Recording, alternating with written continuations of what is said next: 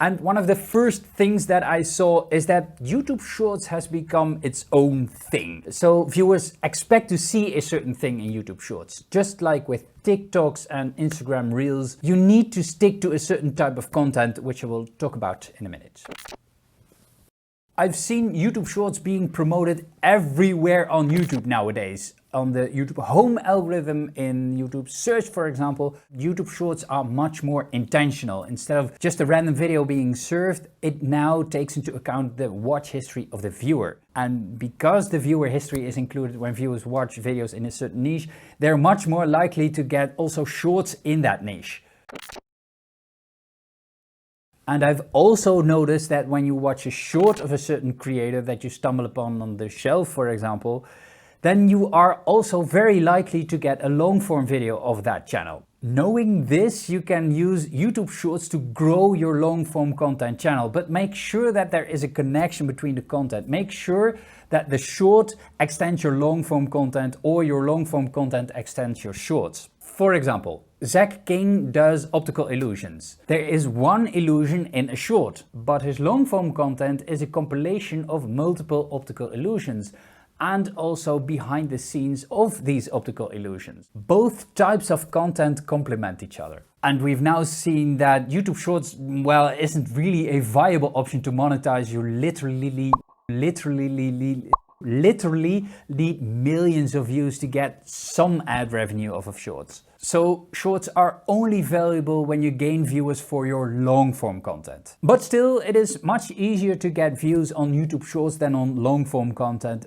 But I've also noticed that the views that you get on YouTube Shorts are pretty flaky viewers. And viewers are less likely to subscribe. And it makes sense because viewers only see you for a couple of seconds, so it's really hard to establish a connection, a real emotional connection, like you can with your long form content. I've also seen a huge shift in the type of content that works on YouTube Shorts or not.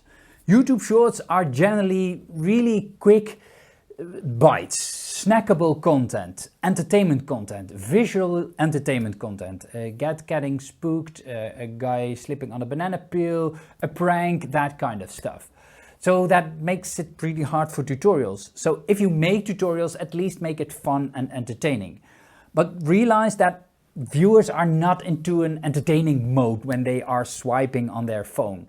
They just want to be entertained. The trick is a little bit to get in the mindset of your potential viewer. The viewer that is swiping through content in which they have no say in what they get served next. So my advice would be pick a topic that is really broad in your niche. Because if it's too specific, there are just a couple of people interested in that. And that's not YouTube Shorts. Another huge trend that I've spotted is text on screen. And it makes sense because the viewers that are swiping are also the viewers that want to be entertained, but that could be on the couch, but also on the bus and in a boring business meeting, for example. And they want to follow along with the video without hearing the audio. And the same applies to TikTok and Instagram Reels, by the way. I use DaVinci Resolve to transcribe the audio, which also, by the way, works for Dutch videos. Oh, and then the metrics. I've seen some big changes there. There is no click-through rate because viewers don't click on a video. They get served a video. So other things are important, and those are mainly watch time, likes, comments, subscribes, that kind of thing. A while ago, I saw channels publishing stats on how many audience retention you need to have for a short in order to work. Well, I can call that BS because I have here an example.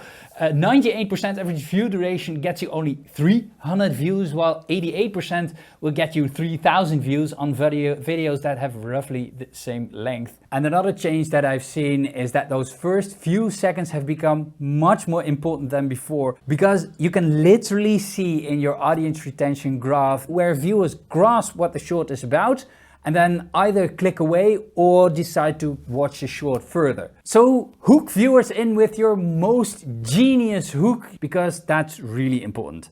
I've also tried to find a pattern for views when it comes to likes, subscribes and comments, for example, but I couldn't really find a pattern there. Another video you can find here, and don't forget to subscribe when you like the content if you want to see more.